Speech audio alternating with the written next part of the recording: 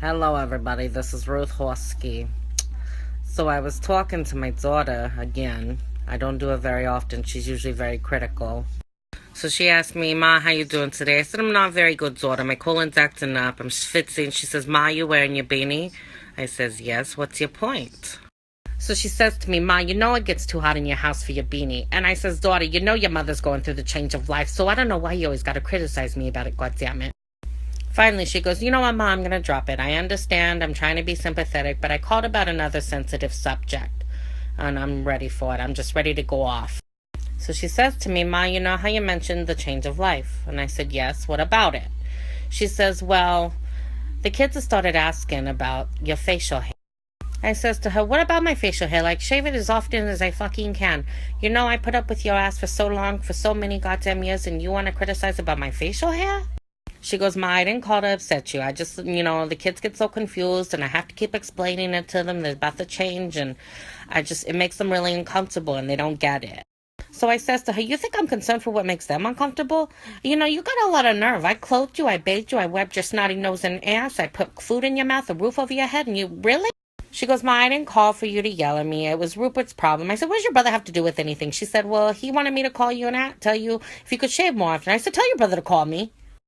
And the next time your brother has a problem, you tell him to handle it his own goddamn self. You know me long enough to know better than to call me with this bullshit.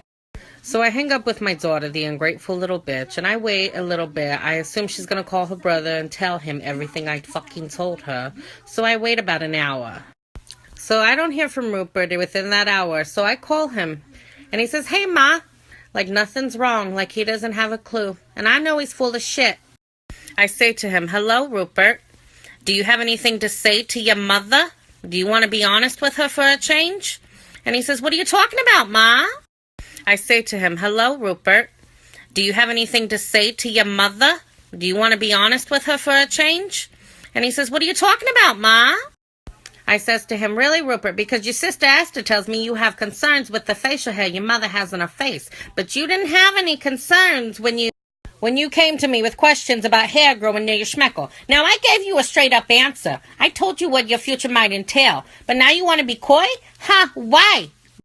And so the little bastard has the audacity to cut me off. He goes, Ma, you need to calm down. I said, you know what I need? I need my children to stop trying to tell me what to fucking do, you ungrateful little bastards. You guys have so much nerve. I don't know what makes you think you can talk to your mother like this. And he's like, Ma, I'm just tired of answering the children's questions. And I'm like, you know what I'm tired of? I'm tired of you and your sister asking me to babysit you little bastards. I put up with y'all long enough. I shouldn't have to watch more children.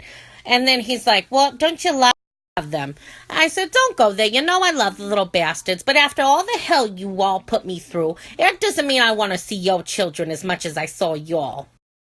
He says to me, gee, Ma, I really didn't think we was that bad. I said, really, Rupert? When did you have your first child? How old were you? And then his voice slows and he says, Ma, you know me and Betty were about 16. I said, exactly. I didn't ask you to knock up a girl at 16. I thought I taught you better. But I dealt with the situation the best way I knew how. He said, Ma, you made a cocktail. I said, well, that's how I dealt with it.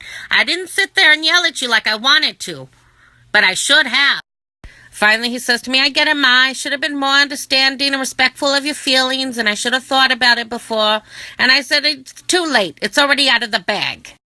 Don't be coming over here. You know what? The next time you think about coming over here, call me first so I can let you know if I shaved, and I don't want to disturb your children. He says, Ma, don't be like that. I said, I'll do whatever I goddamn well please, and I hung up on the little bastard. Oh, and then I called my girlfriend. She answers the phone, hello. I said, hello, Opal, how you doing today, Slutsky? She goes, I'm doing fine, Ruth. How are you? I tell her, my blood pressure's a little elevated. I just got into it with my children. It's about my facial hair, but there's an upside to it. She goes, oh, really? I'm sorry to hear about your blood pressure, but what's the upside? I said, I won't have to see the little bastards for a while. So she says to me, well, aren't you blessed, Ruth? I can't get rid of these little sons of bitches. They come over every day and they want to stay for hours and I can't take it anymore. I tell her, Opal, I feel for you, but just create a fight out of nowhere and you'll get rid of them for a few weeks. It works every time.